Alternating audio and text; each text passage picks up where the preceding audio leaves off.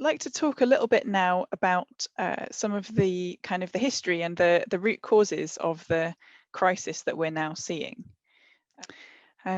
So I mentioned at the start of this evening that QPSW's work tries to focus on systems and root causes. So when we're looking at a huge issue like the climate crisis, it's important to think about how we got here. And you'll have noticed the reference to slavery in the title of this session. So what's that all about? Well, to fully understand the root causes of the climate crisis, we need to understand the roots of capitalism, and that is intimately tied up with colonialism. Climate justice and Indigenous peoples movements sometimes say the climate and ecological crisis began in 1492, the so-called discovery of the Americas by Columbus. In the 15th century, the Pope gave Christian explorers permission to claim lands they supposedly discovered and required them to convert the inhabitants to Christianity and to vanquish and enslave those who did not convert. In the United States, what became the United States, this doctrine of discovery developed into the 19th century concept of manifest destiny, the idea that God had given the United States a mission to expand their territory throughout North America. And this doctrine was being cited in legal cases in the US right into the 21st century. And the doctrine of discovery codified the idea that some people have rights and others do not, that the earth is essentially for use and domination by Western Christian peoples. The expansion of empires which followed over the course of several centuries fueled the Industrial Revolution in Europe, with more and more land being appropriated to produce materials like cotton for European use. This scale of commodity production required vast amounts of labour, a problem the colonizing powers approached through mass enslavement and transportation of mostly African people. To justify these atrocities, a great deal of effort went into the development of theories of race and racial hierarchy, and science was enlisted to portray the peoples of colonized countries as inferior, subhuman, to justify their enslavement and the destruction of their lands and ways of life. And the theft and exploitation of these vast areas of the globe made some people extremely rich: traders, bankers, industrialists. Over the course of 2 centuries, to give one particularly kind of horrifying example, over the course of 2 centuries, the British drained an estimated $45 trillion from India, while per capita income for Indian people barely increased. And this money was then used to fund further wars of conquest and to expand industrial capitalism in the West. But colonialism's ended now, right? Well, companies based in the City of London currently own $1 trillion of mineral wealth and access to mineral wealth in Africa.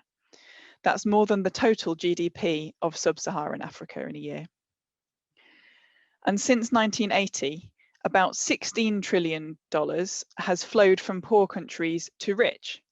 And that is net once kind of aid payments in the other direction are taken into account. So the net balance of financial flows, 16 trillion since 1980 from poor countries to rich countries. And that might sound completely unbelievable because of course we're told that, you know, the countries that we give aid to are poor and we help them. But actually the scale of interest payments on debts, tax evasion, and profits taken out of those countries by transnational corporations all result in this massive kind of flow from the poor countries into the rich world. And this shows that really once colonial rule was no longer possible, the imperial powers sought other ways to maintain and entrench their control of global resources. And this has been done in particular through rigged trade deals which favour the rich world and require ever more areas of the economy to be monetised and opened up to private capital. This makes it very difficult, or in some cases impossible, for countries to provide public services for their own population. And the global economy is still very much structured to be all about sending commodities to the global north. And this takes vast amounts of land, water and energy, and results in vast kind of overconsumption of resources in rich countries, while making it impossible for the peoples of the global south to meet their own basic needs in many cases. Meanwhile, the hierarchy established by the doctrine of discovery lives on. How else would it be possible to sacrifice the Niger Delta or North American indigenous lands to oil for the profits of a few? How else could we justify the catastrophic droughts in India brought on by global heating and the overuse of water by corporations like Coca-Cola? Something that you've probably heard before, and a basic fact necessary for understanding climate justice, is that the countries suffering worst in the climate crisis are the countries which have done least to cause it. But climate justice demands that we go further than this and ask why those are the same countries. It's not just an accident of geography.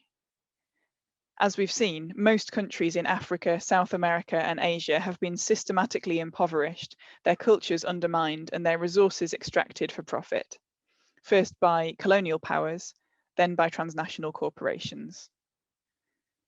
The extraction of resources by rich countries has led to vast overconsumption and greenhouse gas emissions in the global north in the pursuit of endless growth, way beyond what is necessary for a decent standard of living. And meanwhile, the rest of the world is left with an impoverished population and crumbling infrastructure. And one consequence of this is that when extreme weather events hit, as they do with increasing frequency, their impacts are much worse because there has been no opportunity to build infrastructure that can withstand them. This is what happened, for example, when Mozambique was devastated by cyclones in 2019. Virtually the whole city of Beira was destroyed, and an already over-indebted country was forced to take on more loans, further hindering its ability to invest in adaptation measures, climate adaptation measures, or public services. Of course, these inequalities are also found within rich countries like the UK, where lots of people obviously live with high rents and insecure tenancies in damp, kind of poorly insulated houses, which they often can't afford to heat. Here too, as the climate crisis gets worse, we will see that its impacts are worst for people in those precarious living situations and in communities which have suffered for decades from wealth extraction. So the impacts look a bit different in different parts of the world, and to some extent the relative wealth of this part of the world and those racial hierarchies that I talked about have to some extent kind of cushioned poorer people in the rich world from the very worst impacts. But ultimately those inequalities are growing. The rich are getting richer. We've seen that during last year, obviously the year that we were struck by the pandemic, more billionaires were created than in any previous year. And the root causes of all this are the same: an economic system built for profit and growth, rather than meeting human needs or living in a sustainable relationship with the rest of the living world. So we can see that these inequalities, these outrages really have been going on for a very long time. But just as they've been going on for a long time, resistance to them has also existed for just as long. And I'm going to hand back to Tatiana to give a couple of examples of action for climate justice. Great, thank you so much, Libby, for that. Yeah, that was a lot to cover in, as you know, in very little time, but it was, I think, very well. Yeah, very good in like explaining like the connections. So I would like to share a couple of case studies to illustrate a bit more what you just talked about. I'm going to ask Phil to maybe like just play a video of a place called La Guajira, which is in the north coast of Colombia, where I come from. So yeah, maybe let's just wait. So the video is not going to have any sound, and we can send stuff after if you wanted to, yeah, like watch the video again. But so in this place in La Guajira, in Colombia, in the last 30 years, like the communities there have seen how water sources have been contaminated, captured, stripped, and controlled by mining and agriculture industries. So just, you know, for context, the communities that have been displaced from their line are Afro-Colombians, or communities who were enslaved less than, you know, a couple of centuries ago. If you listen to the interview that's, you know, this one, or a lot of the interviews that are from the people that are from these places, they talk about how they remember the abundance of water in the rivers, in streams and springs, and you know, underground sources, and you know, surface sources and stuff like that. And actually many of the cultures of, you know, Afro-Colombians and also indigenous communities, there is an indigenous community about like, is the indigenous community is the one that you're seeing in the video. They're called the Wayu community, and they all talk about, of course, how they consolidated and well, consolidated themselves and, you know, their communities around these water sources. In the, like, the indigenous community there, the Wayu community is one of the communities that that is in, like, I mean, a lot of communities since colonization have been murdered in Colombia, but this is one of the few that are still, you know, that are still alive, and they are being threatened because of these mining, because of El Cerrejón is called. So you know, so I was just saying that coinciding with the disappearance and the gradual pollution of water sources over the last 3 decades has also been the development of open pit coal mining by this multinational that I was talking to you called Cerrejón. So of course, you know, it's not a secret that all mining involves impacts to water and environmental conflicts over water because of its privatization. So this is what the community has been facing there, and why this community is, you know, in being or in danger, I guess. I remember, like, last year they hadn't had any rain for like 4 years. So this is kind of like a reality for this community there. So as has happened in La Guajira, in this place that I'm talking about, this past decade has experienced some of the most extreme droughts on record in different parts of the world. And these trends are projected to worsen with rising temperatures. So, you know, it's not just happening in La Guajira, but it's happening in many, many places. And it is not a coincidence that in an indigenous community or an Afro-Colombian community are the communities that are there in those places where these multinationals and corporations are, you know, coming to displaced, murder, exploit the community. So that's one of the case studies. Of course, in a situation like that, you have the community, and many other ally communities coming to fight against these corporations. In Colombia, for instance, there's like hundreds of groups that are using a legal tool within the constitution that is basically voting out these massive mining projects across the country. But of course, there are big powers, you know, that are, or interests, political interests and economic interests that are at play. And so, and most of these big corporations have lawyers that are based in the global north. And so, like, the fight is always big. At the moment, if you've heard about the news from Colombia right now, there is for the last 20 days, there's been a national strike. So people fighting back and saying, we're not going to put up with these regulations and these reforms that basically continue to put profit before people. So that was one of the case studies that I wanted to show, to sort of, like, you know, talk about how the process of colonization has not ended, but it has continued. And of course, it has different kind of elements to it, but it is the same communities that are fighting, that are the first to fight and the first to die. And those are communities in the global south, in places like Colombia. So that was. And what are they mining? Coal. Sorry? Coal in this place, but like where I come from, there is a big, massive, I don't know if you've heard, Aglo Gold Ashanti, that is mining gold.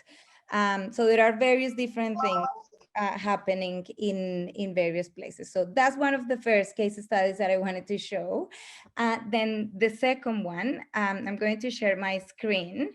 It's a video, and yeah, and then I'll say a few words after this video.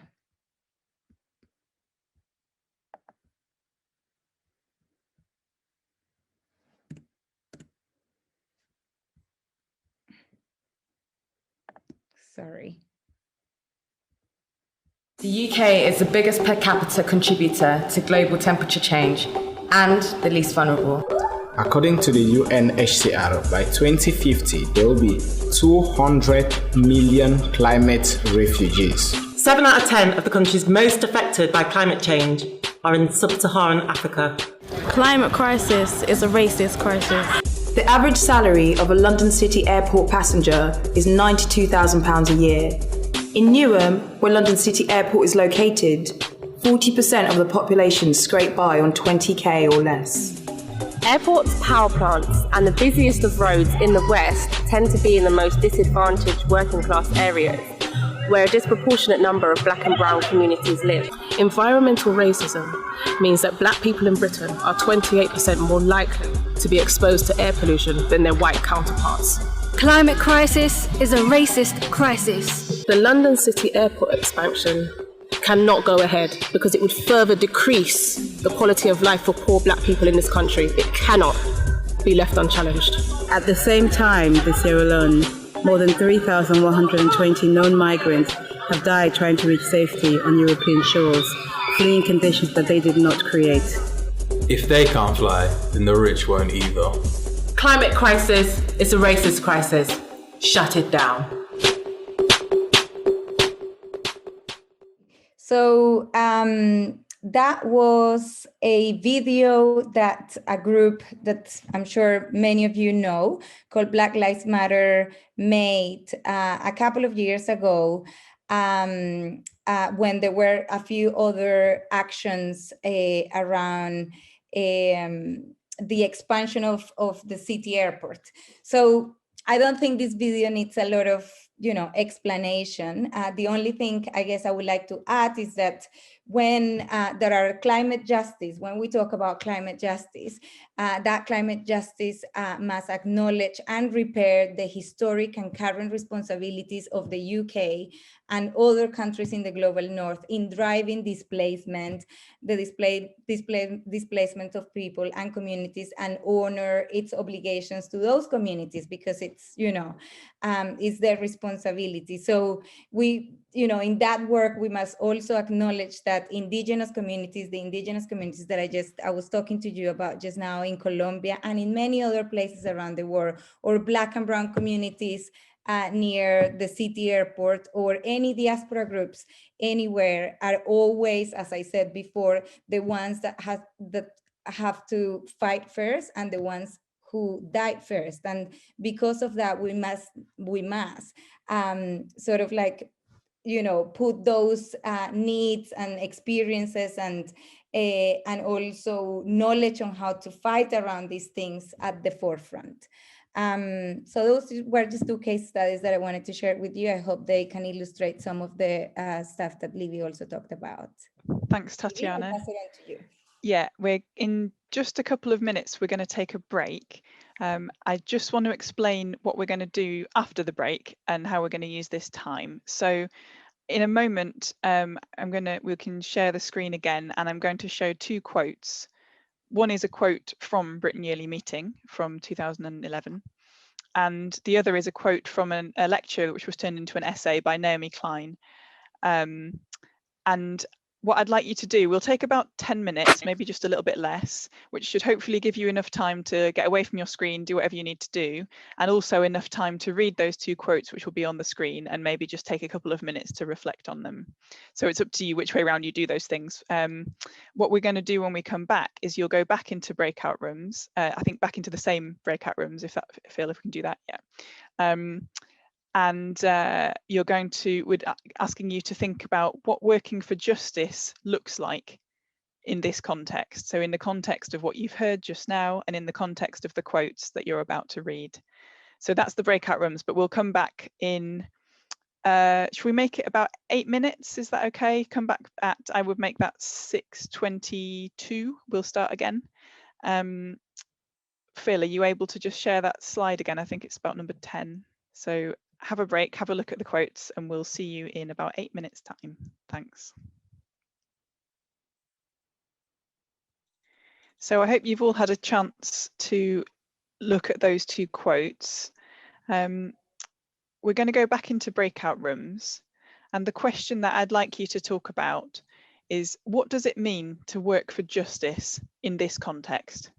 So in the context of everything you've just seen and heard and read, what does it mean to work for justice in this context?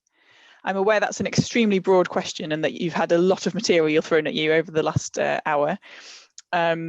So in case it's helpful, we're going to post 2 suggested prompt questions in the chat, but it's totally up to you. If you are led to talk about something different in response to that question, then please do.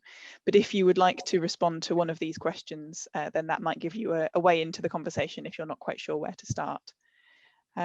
So I will post those in the chat, and we're going to have 15 minutes this time in your breakout groups. I realise that's a very short amount of time to discuss a massive question, but hopefully it will give you a chance to get at least get a little bit of a conversation in.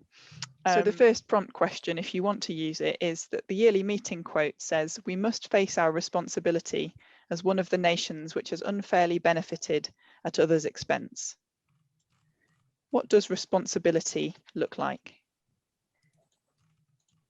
And the other prompt question, if you want to use it, is, according to Naomi Klein, it's important to challenge systems and not blame, quote, human nature.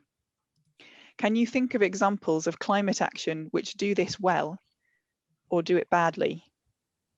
So you're welcome to use one or both of those questions, but you're also welcome to take another angle to the question about how we work for justice in this context, what that means, if you prefer. So I hope that you had some useful and interesting conversations there. Again, of course, only a taster, but I hope that helped you to reflect on some of what you'd heard and to have some interesting conversations with some new people, hopefully. So in the last few minutes of this session, we're going to talk a little bit more, there'll be a bit more of a presentation. So I'm going to talk a little bit about what climate justice requires of us, what the climate justice movement is actually working for and calling for. And then Tatiana and I are going to talk a little bit about what climate justice means in the context of QPSW's work. And then we'll share some links and suggestions for things that you can do to kind of bring some of this thinking to your activism and your work, and also to get involved with Britain Yearly Meetings work more generally. So yeah, I just want to say a little bit about some of the approaches that the climate justice movement tends to take and the things that it tends to talk about and call for. So as we know, climate breakdown is already happening at a little over 1 degree of global temperature rises. And what that means is there is no safe level of warming. So the only acceptable target is the lowest possible level achievable at any given time. And at the moment, that is 1.5 degrees, still just about. This infographic here, created by War on Want, Christian Aid and Friends of the Earth, shows the UK's fair share of climate action based on its historical emissions. So what that means is that we should be, in the interest of climate justice, we need to be treating countries' responsibilities differently. The countries that have emitted the most greenhouse gases over the course of history should be the ones responsible for the biggest contributions to emission reduction, to climate finance. And so what that means for the UK is that to contribute its fair share, the UK needs to get to zero by 2030. And not only that, it also needs to pay for at least the same level of emissions reductions elsewhere in the world, in low-income countries.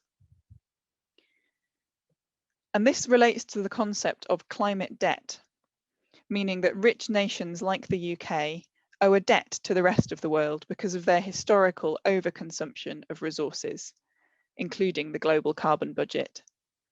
And the way that that can be addressed is partly through massive transfers of money and of technology and access to technology that will help address the climate crisis. Climate justice also means addressing the impacts of climate breakdown, so not just cutting emissions, but dealing with the impacts we're already seeing and that are already locked in. That includes through compensation for loss and damage. Loss and damage is one of QPSW's priority issues on climate at the moment in the run-up to COP26. And you can find out more about it in a briefing that we've recently published with the Make COP Count group. I'll post a link in the chat in a moment. But in summary, there are kind of three pillars of climate action in the Paris Agreement. Mitigation, which is about cutting emissions. Adaptation, which is about how we change our infrastructure, our societies to deal with, to live with the impacts of climate change. And then loss and damage, which refers to the impacts which cannot be adapted to or have not been adapted to. And so the Paris Agreement acknowledges the need for action on loss and damage. But at the moment, so far, there's been no progress on finding the money to do that. And rich countries are very reluctant to pay up. So that's a big kind of sticking point in the negotiations. And that's something that's really important for developing countries in the COP process. And so we've adopted that as a kind of priority issue for this year. The climate justice movement also rejects what it calls false solutions, solutions which are not rooted in justice and in fact risk making the crisis worse, often through the sheer resource consumption that they would require, the amount of land they would require, or the kind of disregard for people's lives and for communities. And a prominent example of a false solution is bioenergy with carbon capture and storage, or BECCS, which would lead to vast land grabs and deforestation in order to grow crops to burn and capture the carbon. And this technology is being used as an excuse to delay real climate action. So this is what is meant by a false solution. Instead of these false solutions, we need to put people and communities at the heart of decision making through community control of basic necessities like food and energy. We need to ensure retraining and decent jobs for people currently working in high carbon industries, part of what's known as a just transition. That's obviously a very, very quick summary, and there's lots more information, including through the COP26 Coalition, who we work with, and the Global Campaign to Demand Climate Justice. And again, we can post links to some of those resources in a little while. So what does climate justice look like in QPSW's work? Well, Britain Yearly Meetings climate work has not always focused on justice as much as it does now. At the beginning of our work on climate, about 10 years ago, we placed a lot of emphasis on individual carbon footprints and lifestyle change. QPSW's work now recognises the climate crisis as an outcome of our economic and political systems, which can only be addressed through collective action for systemic change. Of course, there's nothing wrong with individual action, and if there are things you can do as an individual, then you should. But the idea that there is nothing, that nothing exists but the individual, there is no other unit of society other than the individual, that idea is really part of the whole economic ideology that has got us into this mess in the first place. It's very important that we look at systems and systemic change in our work. Over the last few years, we have increasingly tried to include a global perspective in our climate work. Sometimes, like this year in the run-up to COP26, that means focusing on explicitly global issues like loss and damage, as I've just spoken about.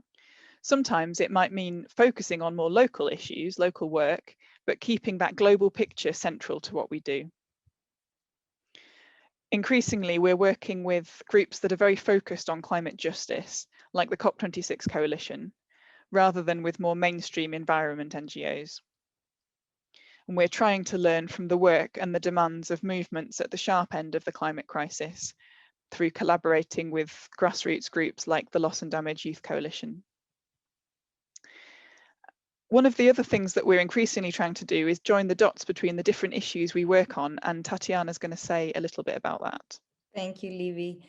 Yeah, so just very quickly, I wanted to share with you that, as I said at the beginning of the event, I lead on our Sanctuary Everywhere work, which is a network of more than 100 meetings that have committed to dismantling the hostile environment that criminalizes migration, in essence, as well as opposing racism in all its forms. So the network, and many of you might have seen lots of actions from Friends Stopping Deportations, working to end detention for good, writing to members of parliament. There's been a lot of action around these things, around dismantling the hostile environment.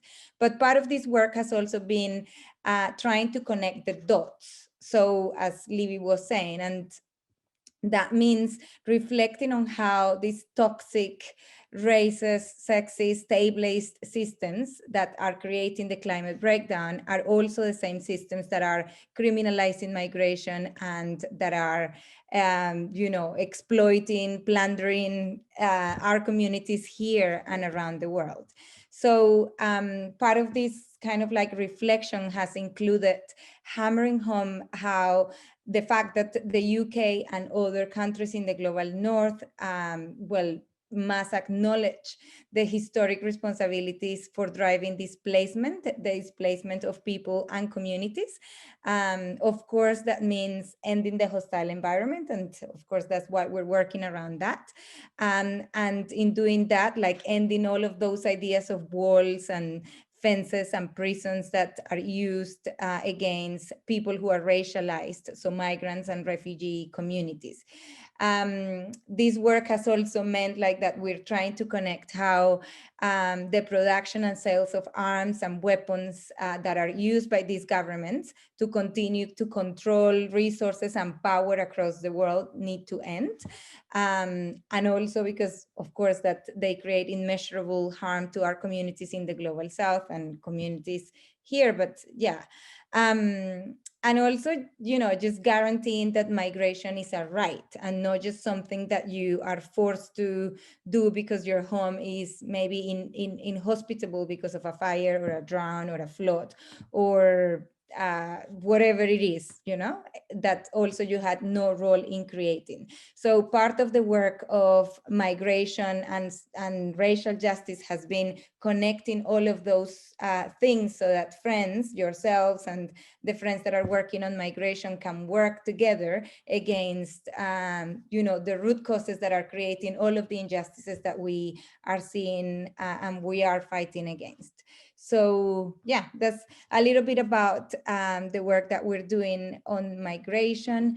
And I do hope that although the Sanctuary Everywhere program is going to come to an end in July, we are hoping that this work is embedded in the work that QPSW does as a whole, so that we will continue to work on migration and racial justice throughout, or through the work that we're doing. And I think I'm gonna end it there.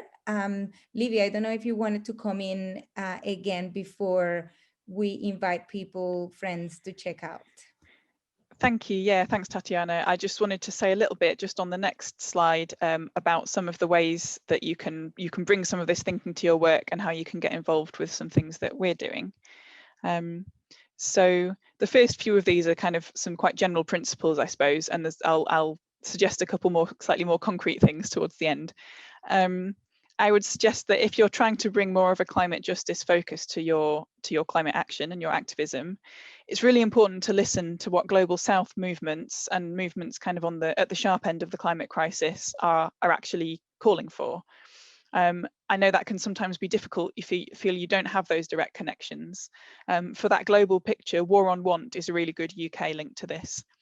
And we're also in QPSW, we're trying to increasingly centre those global south demands as well. Secondly, I think, and linked to this, it's really important to think global. So even when you might be doing local work, just to be aware of the implications of your work and of your asks. So for instance, a particularly maybe relevant concern there is around renewable energy and things like electric vehicles.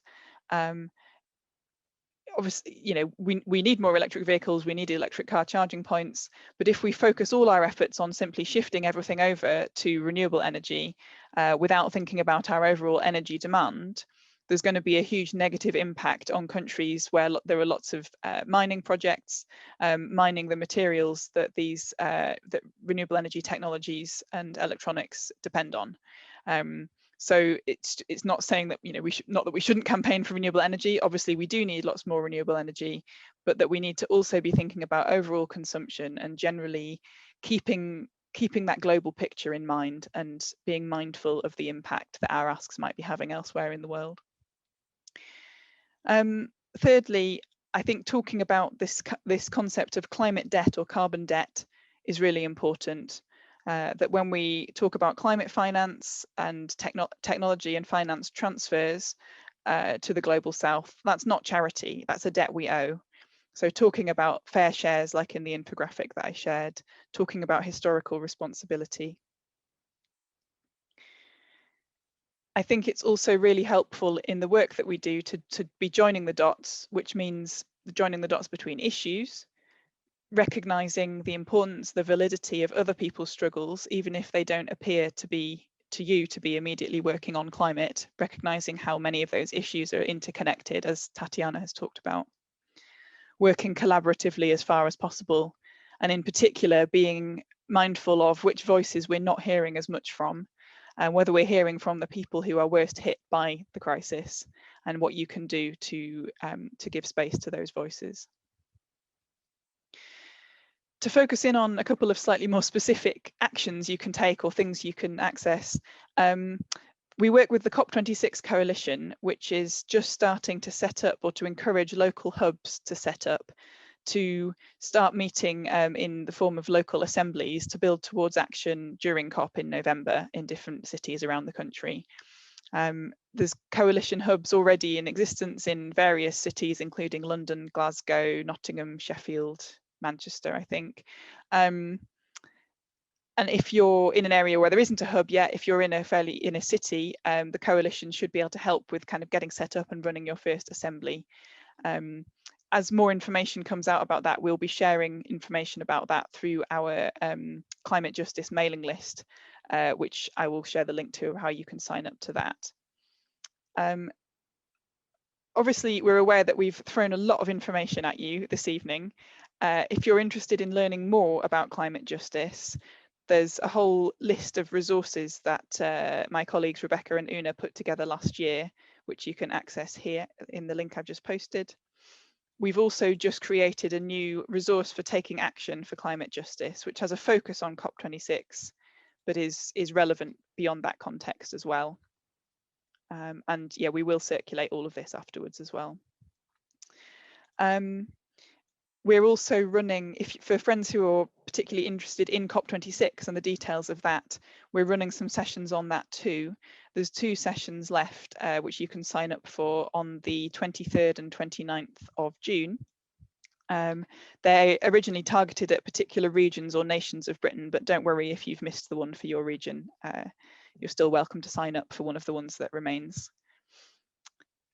And finally, I just wanted to draw your attention to a couple of things. I think there is, sorry, there is one more slide. I think we'll skip the last slide actually. There's things in there that links we can circulate about our mailing list and so on. I'm just going to share 2 more links for now, and then I think Tatiana's going to invite you to briefly check out before we finish the session. This is the whole essay you can access that the Naomi Klein quote was taken from. And oh yes, sorry, finally, one more thing. If you're interested in connecting with friends elsewhere in the world, Friends World Committee for Consultation, the global body of Quakers, is running a pen pal project to connect British Quakers with Quakers elsewhere in the world, particularly in Africa, South America, places like the Philippines where we can, specifically to exchange views and experiences around the climate crisis. So if that's something you're interested in, here's the link to that, which we'll also circulate. The project's already up and running, but you're still very welcome to join it. And thank you very much. I'm going to hand back to Tatiana for the last couple of minutes. Great, thank you so much, Livy. I clicked too early and in the chat, and I was just asking friends to share what is the one thing that you're taking away from this session, and I am already seeing lots of chat from friends. So thank you very much. As Livy said, we have covered a lot in this session. We have also talked about things that might be quite uncomfortable to you.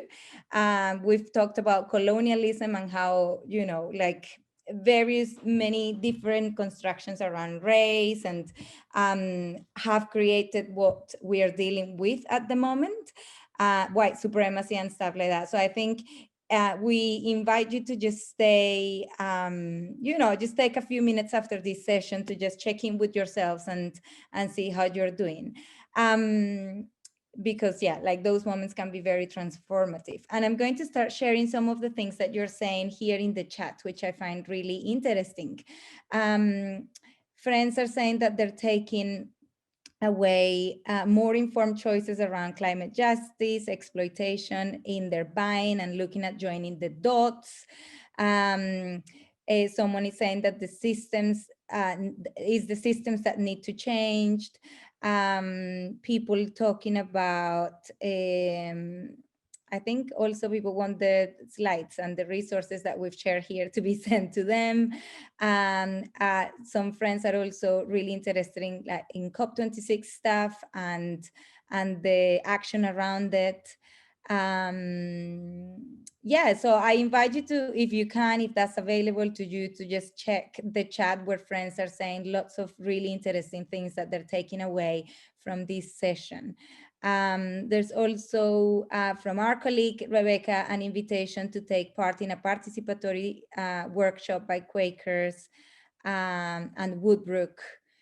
So please do check that, and I imagine that we will be sending that around as well. So please do keep sharing there in the chat. And yeah, thank you again, everyone, for being here tonight.